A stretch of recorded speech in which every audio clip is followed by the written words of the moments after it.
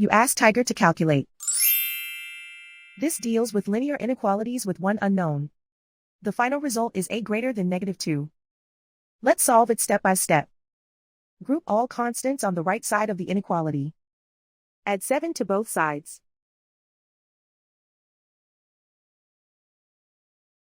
Simplify the arithmetic.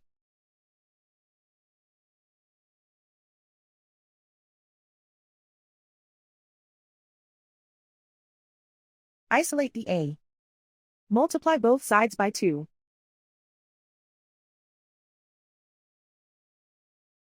Group like terms.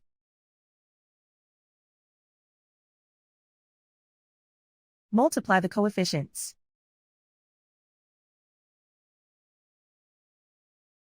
Simplify the fraction.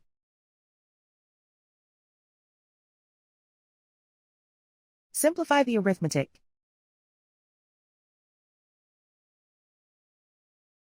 Plot the solution on a coordinate grid.